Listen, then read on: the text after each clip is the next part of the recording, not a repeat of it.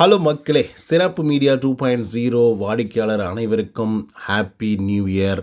So எல்லோரும் ஜாலியாக ஹாப்பியாக இருங்க. இந்த வருஷம் முழுக்க நீங்கள் என்னெல்லாம் நினச்சிங்களோ அது எல்லாமே தொட்டதெல்லாம் தொடங்கணும் அப்படின்னு சொல்லி எங்களுடைய சேனல் சார்பாக கேட்டுக்கொள்கிறோம் அண்ட் வணங்கிக்கொள்கிறோம். ஸோ இன்றைய வீடியோக்குள்ள வந்து போலாமா?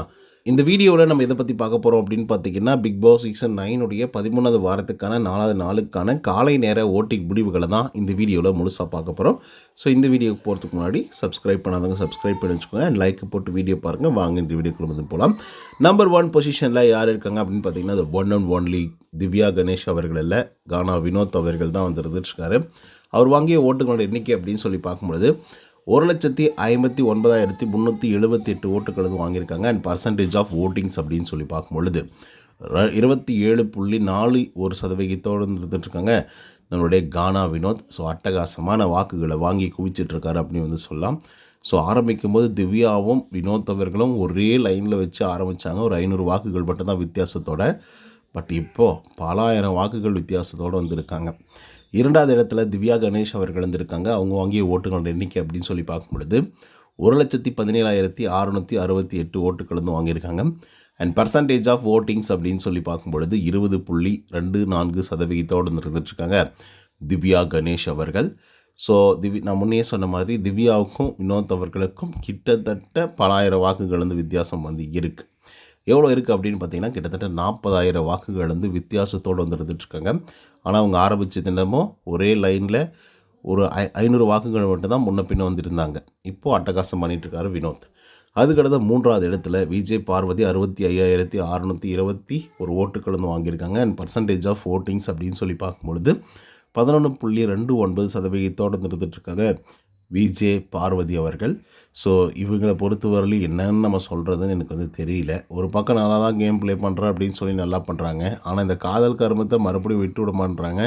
மறுபடியும் போய் அட்டாச் ஆகிடுறாங்க. இதெல்லாம் எங்கே போய் முடிய போகுது அப்படிங்கிறது தெரியவே இல்லை.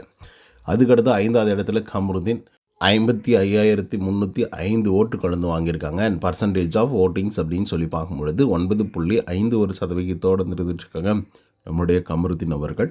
ஸோ கமருதீனை பற்றி நம்ம என்ன சொல்கிறதுக்குன்னு ஒன்றும் புரியவே இல்லை. ஏன்னா பார்வதிக்கு நம்ம என்ன சொன்னோமோ அதே மாதிரி தான் கமருதீன் அவர்களுக்கும் வந்து சொல்லணும். ஏன்னா கமருதீன் வந்து இருக்கக்கூடிய வெஞ்சன்ஸை அப்படியே டாஸ்கில் வந்து காமிச்சிடுறாரு. ரொம்ப அக்ரெசிவாக வந்துருந்தது. இப்போ 2 பேர் அட்டாச் ஆகிருக்காங்க. பார்ப்போம் என்ன நடக்குது அப்படின்னு சொல்லி. 5வது இடத்துல அரோரா வந்து இருக்காங்க. 45,471 ஓட்டுகளாகும். அண்ட் பர்சன்டேஜ் ஆஃப் ஓட்டிங்ஸ் அப்படின்னு சொல்லி பார்க்கும்பொழுது 7.82% இருந்துட்டுருக்காங்க நம்மளுடைய அரோரா சிங்க்லர் அவர்கள். ஸோ இவங்க சைலண்ட்டாக ஒரு கேம் ப்ளே பண்ணிகிட்ருக்காங்க. அருமையான ஒரு கேமை ப்ளே பண்ணிகிட்ருக்காங்க. டாப் 5 வரதுக்கான எல்லா வாய்ப்புகளும் வந்து இருக்குது.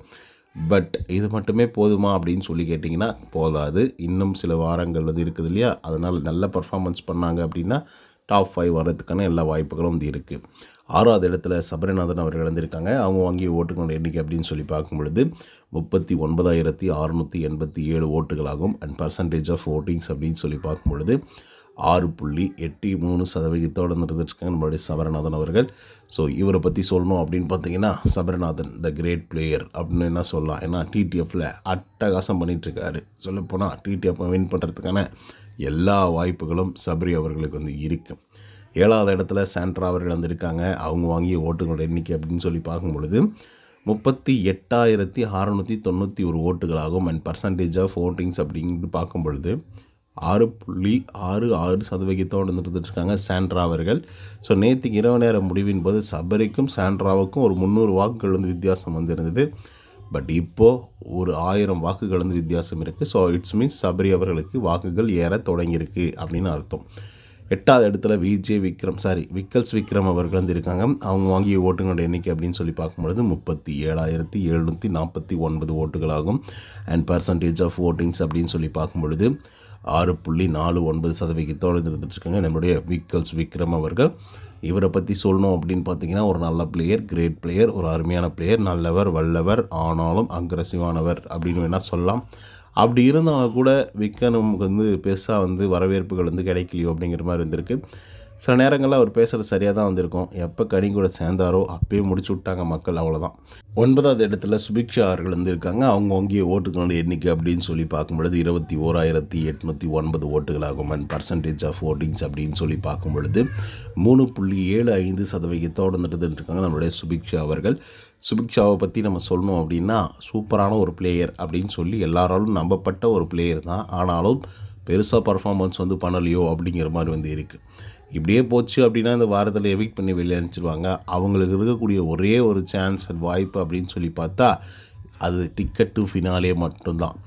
கனி அவர்களை வந்து எடுத்துட்டாங்க சுபிக்ஷாவை எடுக்கிறதுக்கு பதிலாக. கனி அவர்களை எடுக்காமல் ஒருவேளை சுபிக்ஷாவை எடுத்துருந்தால் நல்லா இருந்திருக்கும். அப்படியே இல்லைன்னாலும் கனியை உள்ளர வச்சுட்டு வேறு யாராவது எடுத்திருந்தால் கரெக்டாக இருந்திருக்கும். அப்படியும் இல்லை அப்படின்னா சுபிக்ஷாவுக்கு பதிலாக கனியை ஏன் எடுக்கணும்? ஏன் அமித் அவர்களை எடுக்கணும்? அமித்தை உள்ளர வச்சுட்டு கனியை மட்டுமே எடுத்துருந்துருக்கலாம்ல, இல்லை வேறு யாராவது கூட எடுத்துருந்துருக்கலாம்ல அப்படிங்கிற மாதிரி வந்து இருக்குது. இப்போது சுபிக்ஷாவுக்காக 2 பேரை பலியாடாக்குன மாதிரி வந்து இருக்குது. ஆனாலும் நல்லது தான், ஒன்றும் பிரச்சனை இல்லை. கஷ்டப்பட்ட ஃபேமிலி, ஏழ்மையான குடும்பம், கடலோடி. ஸோ அப்படி இருக்கும்போது அவங்க வந்து அட்டகாசம் பண்ணி வேறு மாதிரி செம்மையான ஒரு பர்ஃபார்மன்ஸை பண்ணுவாங்க அப்படின்னு சொல்லி எதிர்பார்த்தா சுபிக்ஷா அவர்கள் இப்போ வரைக்கும் பெருசாக வந்து எதுவுமே பண்ணலை. ஃபஸ்ட்டு டாஸ்கில் மட்டும் ஓரளவுக்கு நல்லா பண்ணாங்க. பட் அதுக்கப்புறம் பெருசாக அவங்களால முடியல. ஏன்னா ஃபஸ்ட்டு டாஸ்க்லேயே ஃபுல் எனர்ஜியும் வந்து கொடுத்துட்டாங்க. அந்த கையை அவங்களால தூக்கவே முடியல. ஸோ அதெல்லாம் யோசித்து தான் விளையாடணும். ஏன்னா 9 டாஸ்க் 10 டாஸ்க் அப்படின்னு சொல்லி வரும்போது நம்ம ஃபிசிக்கலாக ஒரே டாஸ்கில் மொத்தமாக வந்து இவ்வளோ ஹோல்டு பண்ணி நின்றுட்டுருக்கோமே, டோட்டலாக என்ன டேமேஜ் ஆனால் என்ன ஆகும் அப்படிங்கிற ஒரு மைண்ட் செட்டு அவங்களுக்கு இருந்திருந்தால் மேபி அவங்க வந்து அந்த ஃபஸ்ட்டு டாஸ்க்கு அவ்வளோ எஃபர்ட் போட்டு வந்து ஆடிருக்க மாட்டாங்க. ஏன்னா ஃபஸ்ட்டு டாஸ்க்கில் அவ்வளோ தூரம் வந்து பார்த்திங்க அப்படின்னா எஃபர்ட் போட்டு பயங்கரமாக வந்து ஆடி இருந்தாங்க. பட் அதுக்கப்புறம் வந்து பெருசாக நடக்கலை. எனக்கு ஒரே வருத்தம் என்ன அப்படின்னா, இந்த பொண்ணுக்கு டைட்டில் வின் பண்ணுற அளவுக்கு வந்து தகுதி இருந்தது அப்படின்னு சொல்லி நான் நிஜமாகவே நம்பிட்டு இருந்தேன். ஏன்னா ஃபஸ்ட்டு 2-3 வீக்ஸ் வந்து இவங்க விளையாட்டு வந்து அந்த மாதிரி. பட் அதுக்கப்புறம் வந்து விக்ரம் கூட, கனி கூட, அப்புறம் அரோரா இவங்க கூட அப்படியே பயணம் பண்ணிட்டு வியானா கூட எல்லாம் பயணம் பண்ணிவிட்டு அப்படியே ஒரு மாதிரி மலிங்கடிச்சு போயிட்டாங்களோ அப்படிங்கிற மாதிரி வந்து தோணுச்சு. அண்டு இப்போ தான் கொஞ்சம் ரியலைஸ் பண்ணுறேன், இல்லை அவங்க கூட சேர்ந்ததுனால மட்டும் கிடையாது, இந்த பொண்ணுக்கே வந்து மோஸ்ட்லி அவங்களோட கேரக்டர் இப்படி தான் இருக்குது போல் அப்படிங்கிற மாதிரி வந்து தோணுது.